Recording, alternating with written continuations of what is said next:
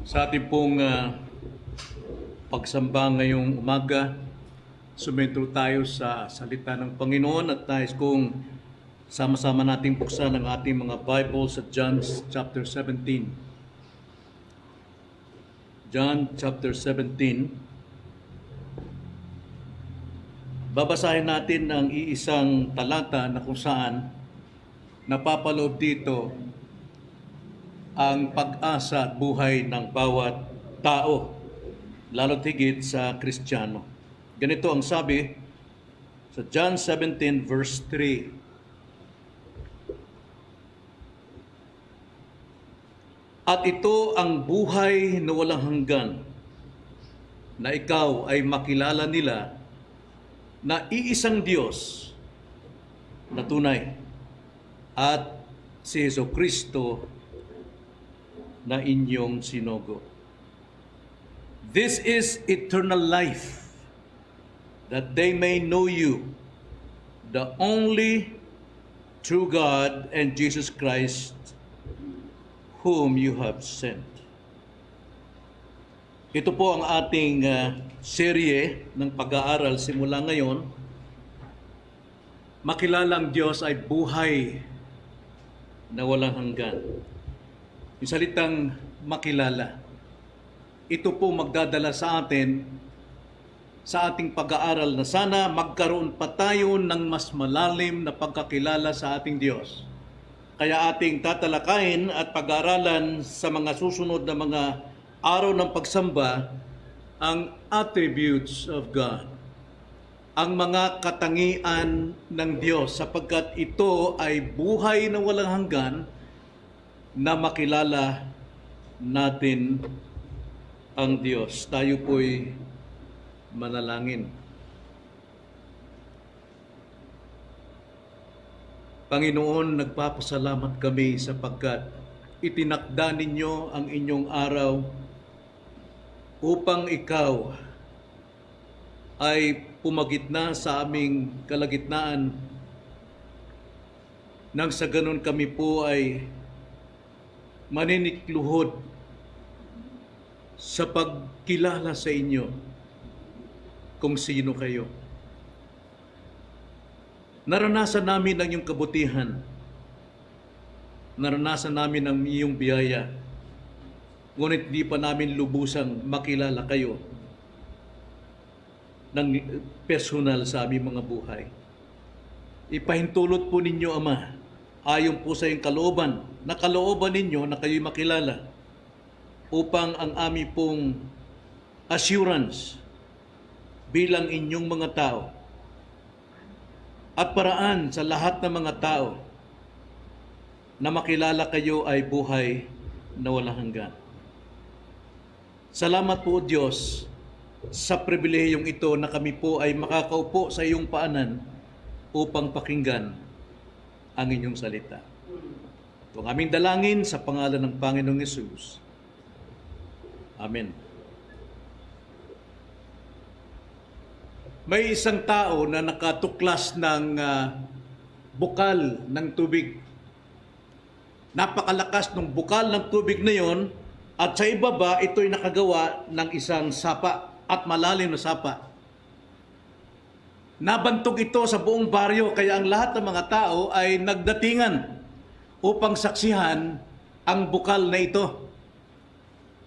At ang mga tao hindi mapigil ang kanilang sarili na hindi maligo. Sila'y lumublob sa batis na ito, sa sapa, at sila'y lumangoy at nagtampisaw, tuwang-tuwa, sumisigaw, ang sarap! Ang sarap! Ang sarap ng tubig! Ngunit may nagtanong, bakit masarap? Natikman nyo ba? At ang sabi nila, hindi! Naranasan namin! Eto, lumalangoy kami sa sarap ng tubig! Ang sarap ng tubig! Kadalasan, ito ang karanasan ng mga Kristiyano, na sila'y nagtatampisaw sa biyaya, sa kabutihan ng Diyos sa kanilang buhay, sa mga pagpapala.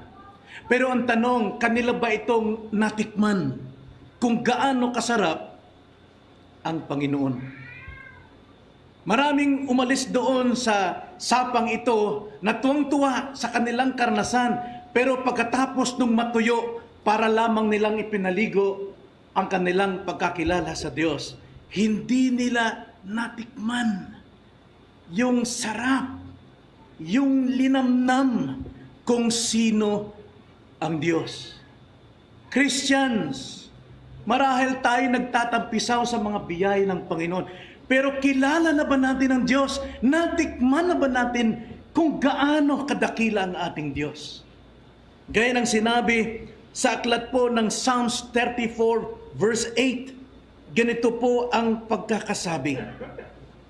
O inyong subukan at tignan na mabuting Panginoon, maligaya ang tao na sa Kanya'y nanganganlong. Ang salita po diyang, o inyong subukan. Sa English po ay napakalinaw. Sa NASB, sa King James, ganito ang pagkakasabi, O taste and see that the Lord is good. Dapat talagang magkaroon ng lasa, matikman, masubukan, makain. Ang sabi sa Hebrew, hindi lamang tikman, kundi kainin ang Panginoon. At ito rin ang sinabi ni Apostol Pedro sa kanyang sulat, 1 Peter chapter 2 verse 3. Ang sabi niyo, kung natikman nga ninyo na ang Panginoon ay mabuti. Kailangan po nating hindi lamang tayo magtampisaw sa biyaya ng Diyos, kundi kailangan natin tikman. Bakit po? Hosea chapter 4 verse 6, ganito ang pagkakasabi. Ang aking bayan ay nawawasak dahil sa kakulangan ng kaalaman. Sapagkat itinakwil mo ang kaalaman, itinatakwil din kita bilang aking pari. At yamang iyong nilimot ang kautusan ng iyong Diyos, akin ding lilimutin ang iyong mga anak. Bakit po nawawasak ang mga tao ng Diyos? Bakit? Dahil ba sa kakulangan ng kaalaman? Hindi. Hindi sila nagkulang ng kaalaman. Wala bang nagtuturo? Mayroong nagtuturo. Pero sila'y napapahamak at nawawasak dahil sa dalawang bagay. Ano yun? Itinakwil ang kaalaman. Ikalawa, nilimot ang kautusan ng Diyos.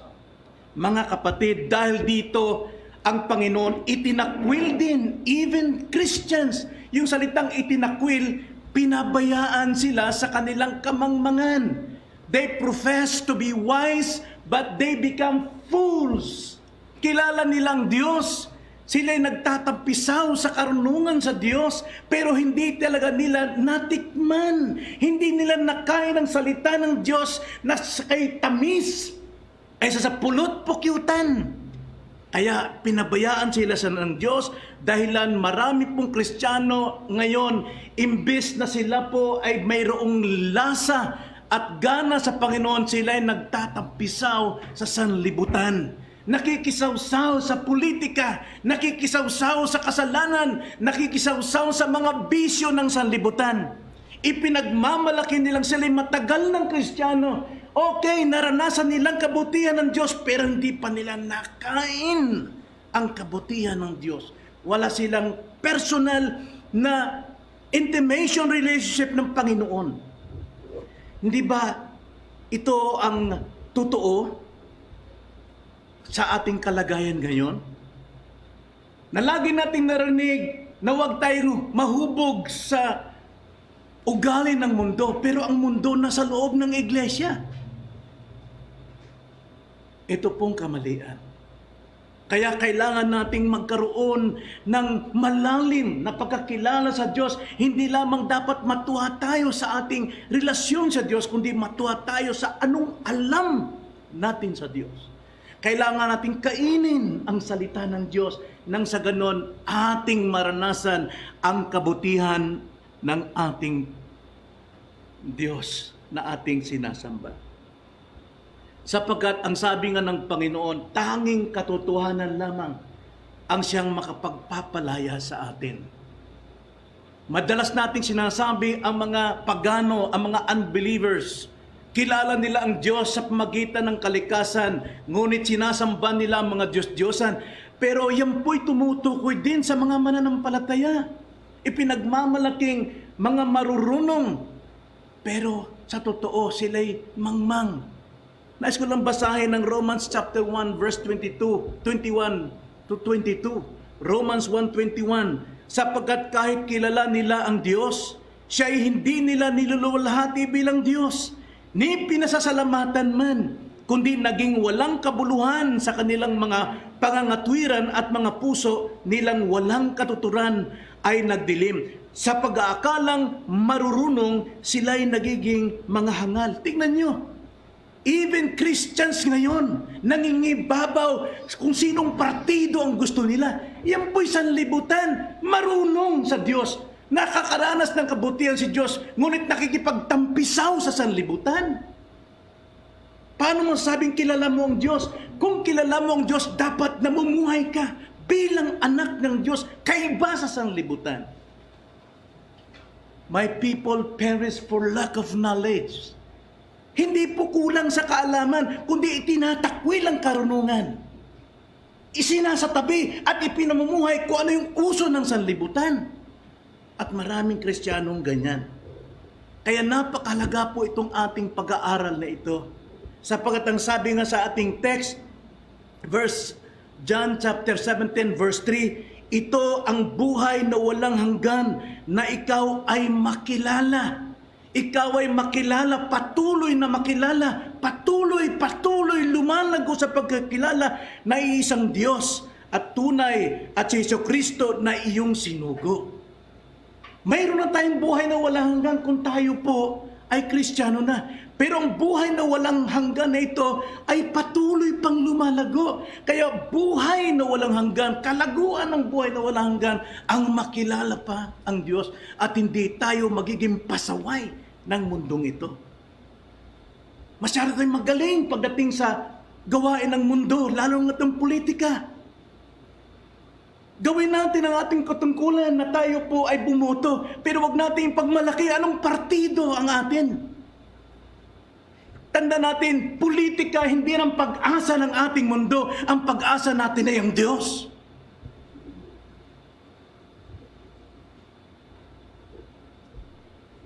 At ito rin isang bagay na dapat nating bigyan ng pansin, yung doktrina na kumakalat ngayon, once saved, always saved. Totoo nga na ang isang tao ay naligtas, hindi na mababago ang kanyang kaligtasan. Pero hindi ibig sabihin ng doktrina ngayon, once saved, always saved. Kahit anong buhay mo, kahit buhay demonyo, okay lang, ligtas ka na. Hindi po yan. Yung pong salitang saved sa Bible po, 3 tenses po yan, 3 lugar ang paggamit. Unang-una, we are saved. We have been saved. Past tense. At ikalawa, we are being saved. Present tense.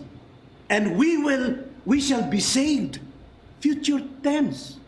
Yung kaligtasan natin is ongoing salvation. Naligtas tayo nakaraan? Yes, tama yon. Pero inililigtas pa rin tayo sa kasalukuyan. At ililigtas tayo para sa hinaharap.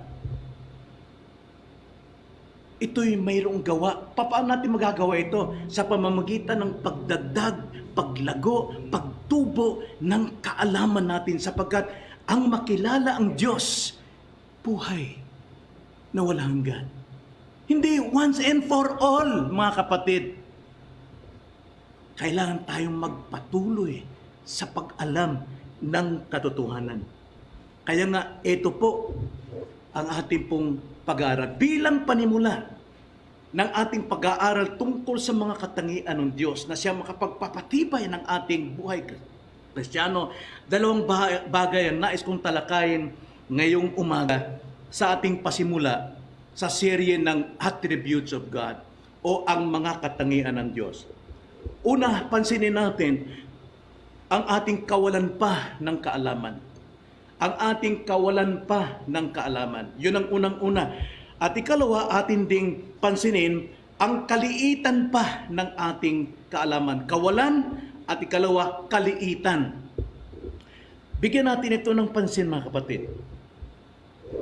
Pag sinabi pong kawalan ng kaalaman, basahin natin ang Job, chapter 11, verse 7 to 9. Ganito ang sabi, matatagpuan mo ba ang malalim na bagay ng Diyos?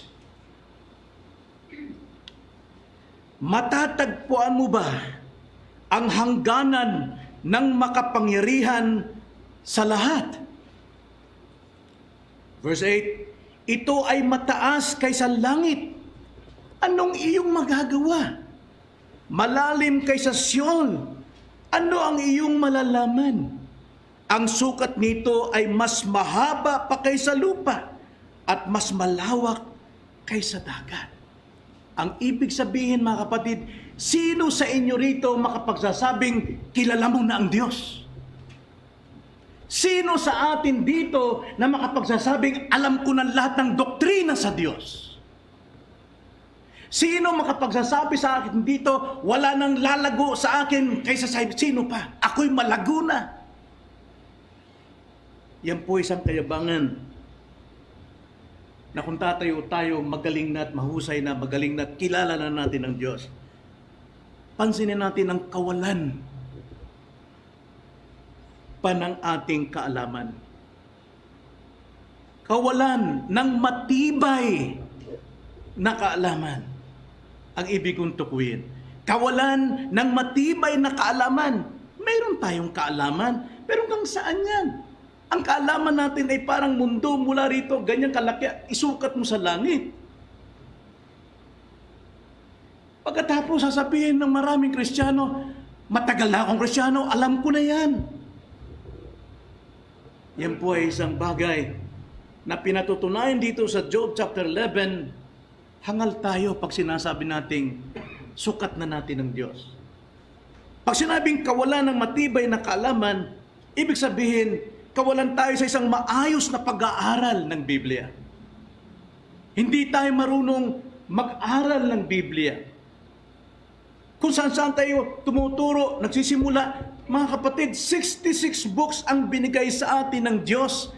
66 na libro ang binigay sa atin ng Diyos, kaya dapat nating basahin yung 66 yan. Book by book, dapat mabasa natin ano ba ang mensahe ng Diyos dyan. Hindi po bersikulo. Natandaan natin, before, pagkaroon ng chapter and verses ng Bible, wala pong chapter yan at verses, sapagkat nais ng Panginoon, bawat libro, basahin natin, alamin natin ang kanyang mensahe. Bawat libro, alamin natin ang mensahe. Sapagkat lahat yan ay nagkakasundo at hindi nagkakataliwas. Kaya ang alam natin, bersikulo lang. Pero hindi natin alam kung ano yung sinasabi ng Diyos ng Book of Genesis. What is Book of Genesis? What is Book of Exodus? Wala tayong maayos na pag-aaral ng Biblia. At hindi lang yun, wala tayong pag-aaral na maayos sa pagka-Diyos ng Diyos. Basta alam ko ang Diyos, kilala ko ang Diyos. Now, sa biblical na pag-aaral ng Diyos, kailangan makilala natin siya, una sa kanyang pangalan, ikalawa sa kanyang kalikasan, ikatlo sa kanyang persona, pangapat sa kanyang mga gawa, at lalo na sa kanyang pag-iral, sa kanyang pag-exist. Bakit mayroong Diyos? Kailan nagsimulang may Diyos? Medyo kulang pa tayo dyan. Marami na tayo narinig na message at alam ko ang iglesyang ito ay tapat sa pangangaral ng katotohanan, pero hindi pa sapat yung ating pananatili for 35 years. Kailangan nating bumalik muli. Pag-aralan natin muli. Ating kilalanin ng Diyos sapagkat buhay na walang hanggan na makilala ng Diyos. Itong pinakamataas na posibleng pag-aaral natin. Attributes of God. Sabi nga ni John Calvin, hindi natin maaaring makikilala ang ating sarili hanggat di natin nakikilala ang Diyos. Alin ba talaga una? Tayo makakilala sa Diyos o ang Diyos ang makakilala sa atin? Sapagkat nakikilala natin ang Diyos sapagkat nilikha tayo ng Diyos. At bilang nilikha ng Diyos, dapat makilala natin ang Diyos. yung pong pinakamataas na posibleng tayo'y lumago sa ating buhay Kristiyano. So anong mga dahilan ng pag-aaral natin? Well, dapat lang para lumawak ang dalawang bagay sa buhay natin. Una, lumawak ang ating kaisipan at kaluluwa. Masyado po tayong disturbed ng takbo ng sanlibutan ito, mga kapatid. Napakarami pong mga issues, napakaraming usapin, napakaraming problema. Tayo po ay ligo na dyan eh.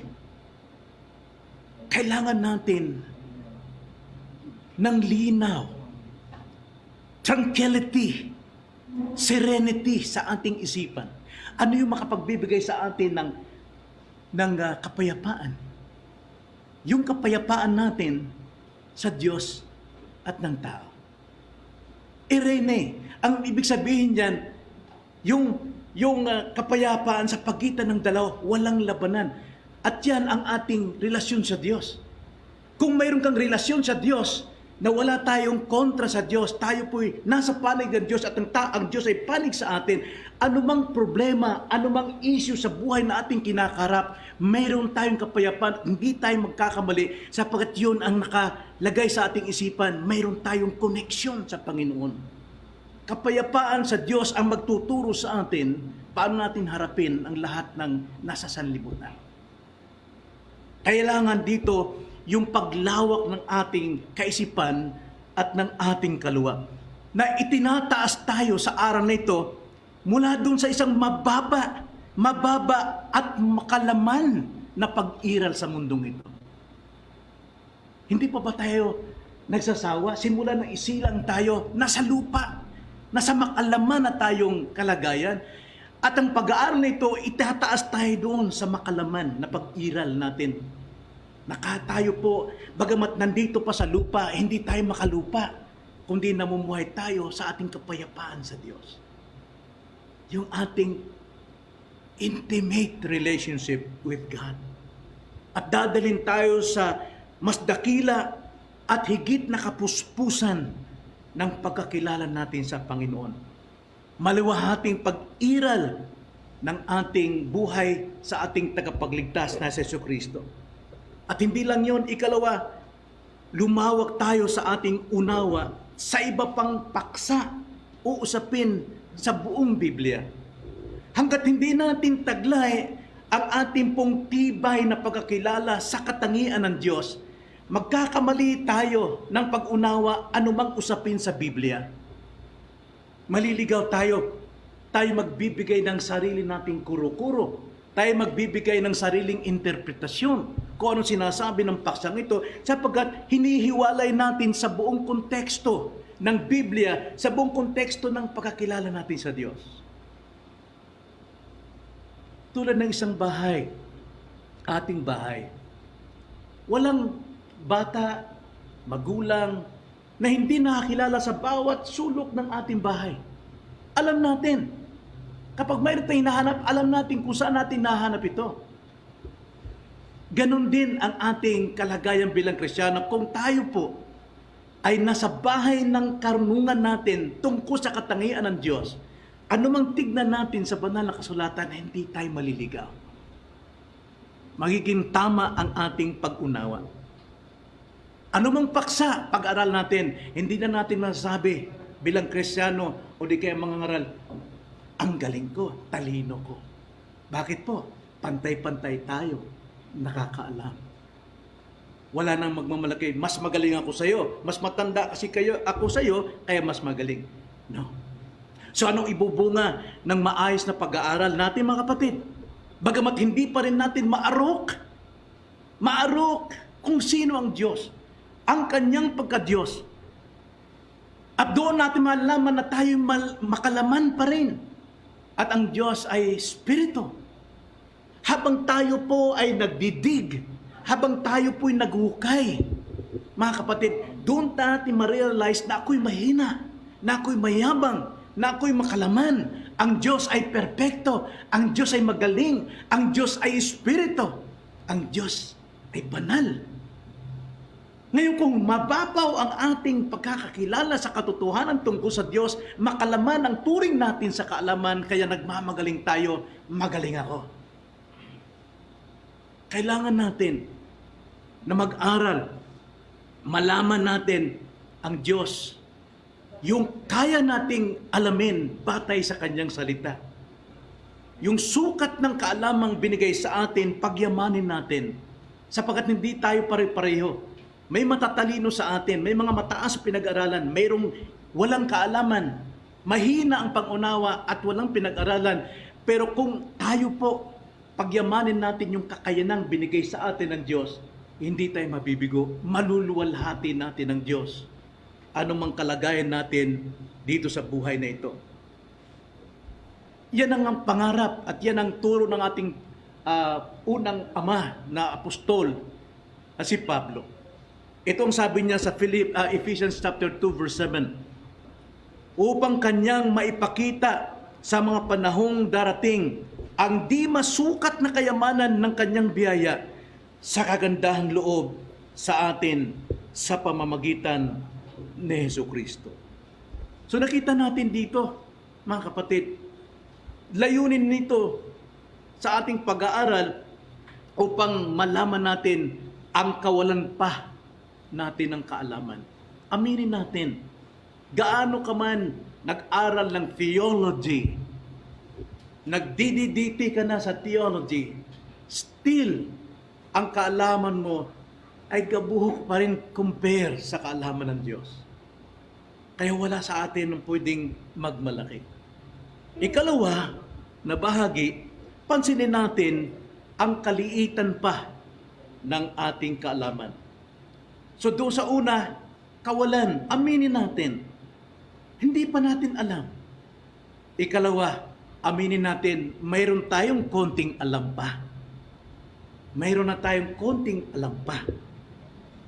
Job chapter 26, verse 14. Ganito ang sabi.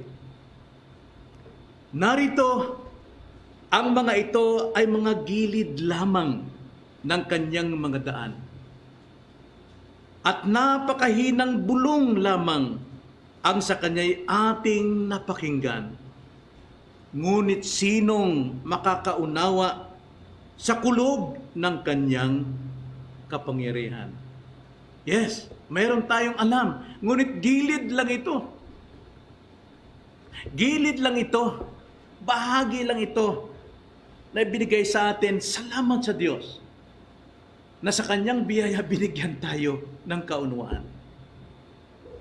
Ang sabi diyan sa ating teksto, ang kaalaman natin munting bahagi lamang sa Diyos. Munting bahagi lang ito.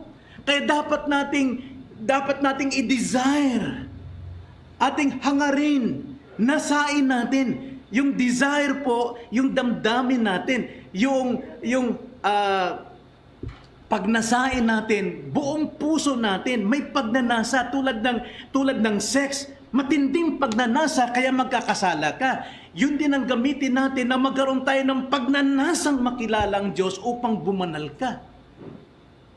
Hangarin natin tulad kay Moises. Si Moises po is a man of God. Mighty man of God, ginagamit ng Diyos. Pero hindi pa rin siya kontento. Hangarin niya at binasa pa rin niyang makilala ang Panginoon. Siya'y nananalangin, Lord, show thyself, ipakita mo ang iyong sarili. Sana yun ang maging desire din natin. Sabi ni Moises sa Job chapter 33, verse 18 to 23. Ganito po ang pagkakasabi, mga kapatid. Job chapter 33, verse 18 to 23. Sinabi ni Moises, hinihiling ko sa iyo na ipakita mo sa akin ang iyong kaluwalhatian. At kanyang sinabi, aking pararaanin ang lahat kong kabutihan sa harapan mo. So hindi tayo magkukulang. Ginagawa ng Diyos ito. At aking ipapahayag ang aking pangalan, ang Panginoon sa harapan mo. Ako'y magkakaloob ng biyaya sa kanino mang aking ibig pagkalooban, at ako'y magpapakita ng habag sa kanino mang aking ibig kahabagan. Verse 20, ngunit Kanyang sinabi, hindi mo maaring makita ang aking mukha, sapagkat hindi ako maaring makita ng tao at siya'y mabubuhay. Mayroon po tayong limitasyon.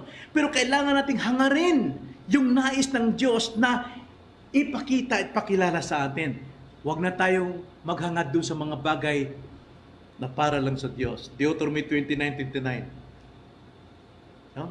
Secret things belongs to God, but the revealed things belongs to us and to our children. Verse 21, at sinabi ng Panginoon, masdan mo, may isang dako sa tabig ko, at ikaw ay tatayo sa ibabaw ng bato, at samantalang ang aking kaluwalhatian ay dumaraan, aking ilalagay ka sa isang bitak ng bato, at tatakpan kita ng aking kamay hanggang sa ako'y makaraan. Pagkatapos, aking aalisin ang aking kamay, at iyong makikita ang aking likod, subalit ang aking mukha ay hindi makikita. Hindi talaga natin maarok ang Diyos. Pero mayroon siyang ibinabahagi sa atin na biyaya upang makilala natin siya. Communicable grace. Yun ang binibigay sa atin ng Panginoon. Ngayon po, malabo pa rin ang ating pagkakilala sa Diyos. Malabong salamin. Pero pagdating po sa kaluwalhatian, doon natin makikilala ang Diyos.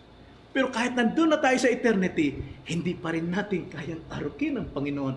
Ngunit kaluwalhatian niya ating mararanasan. 1 Corinthians chapter 13 verse 12. Ganito ang sabi, sapagkat ngayon malabo nating nakikita sa isang salamin. Ngunit pagkatapos nito ay makikita natin ng mukhaan. Ngayon bahagi lamang ang nalalaman ko. Ngunit pagkatapos ay lubos kong maunawaan kung paanong ako ay lubos na nakikilala. Mga kapatid, kailangan nating magsumikap. Hangarin, nasain natin na makilala pa ang Diyos sapagkat ito ay buhay na walang hanggan. Tayo namumuhay palagi sa buhay na walang hanggan. Kaiba tayo sa mga tao sa sanlibutan ito. Alam natin, hindi tayo kailangan ng Diyos Tayo nangangailangan ng Diyos. Pero sa panahon natin, may mga aral na parang kontrolado nila ang Diyos. Na para bang inuutusan nila ang Diyos. May gumagawa sila ng patakaran na doon dapat sundin ng Diyos.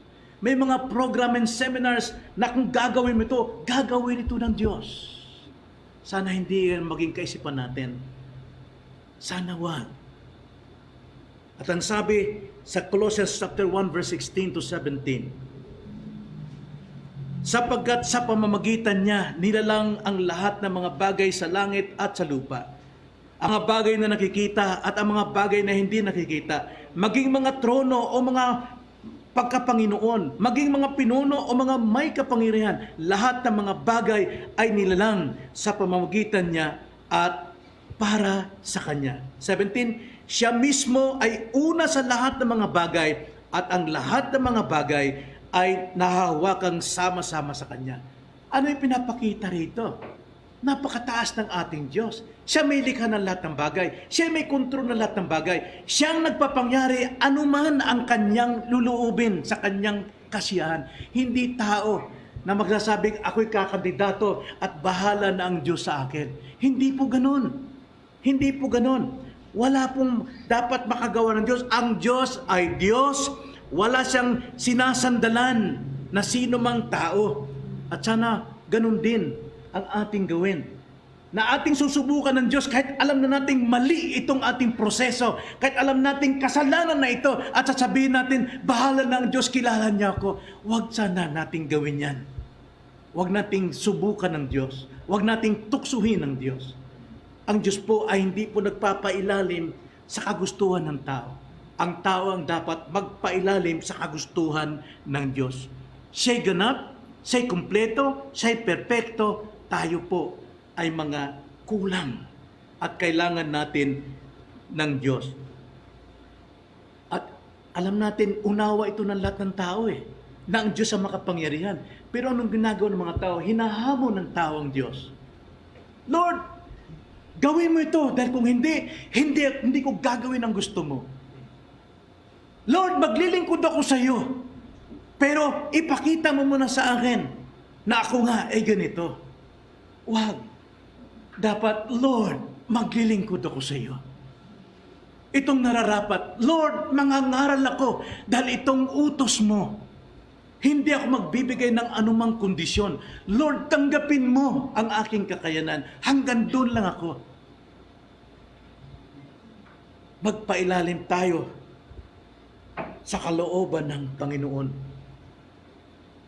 Kailangan nating magpailalim sa kapangyarihan niya, sapagkat siya ang ruler and He is the law, ang ating Diyos. Sabi nga sa Daniel chapter 4:34, ang sabi ni Haring Nabucodonosor, nung siya po ibaba sa kanyang kayabangan,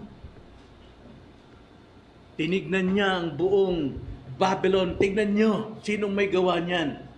Pero mo, nandun yung garden na lumulutang. Siya ang gumawa. Halos ang isla lumulutang sa kanyang garden na ito. Sino may gawa niyan? Anong ginawa ng Diyos sa kanyang kayabangan? Binaba siya, mistulang hayop. Ng kanyang ulo ay may tuka. Ang kanyang mga kamay ay parang kuko ng agila at may pakwas. Hanggat hindi siya tumingala sa Diyos, hindi siya ibabalik sa kanyang normal na pagkatao. Well, nagpakababa siya, pero hindi nangangailangan siya naligtas. Naranasan niya, nagtampisaw siya sa kabutihan ng Diyos, pero hindi niya natikman ng Diyos. Kaya sabi sa 34, at sa katapusan ng panahong iyon, akong si Nabucodonosor, umamin siya, pagkatapos doon ng kanyang kayabangan at pahirap ng Diyos, akong si Nabucodonosor ay nataas ng aking paningin sa langit, at ang aking katinuan ay nanumbalik sa akin. Aking pinuri at taasan, at aking pinuri at pinarangalan siya na nabubuhay magpakailanman, sapagkat ang kanyang kapangyarihan ay walang hanggang kapangyarihan, at ang kanyang kaharian ay nananatili sa salinlahi.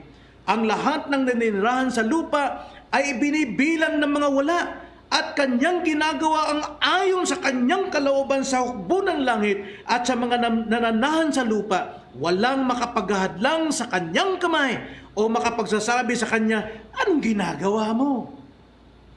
Mismong itong pinakamayabang hambog na taong ito, kinilala niya ang Diyos na walang maaring mag-utos sa Diyos. Ang Diyos ang siyang namamahala, siya ang batas, at yan ang dapat nating tanggapin.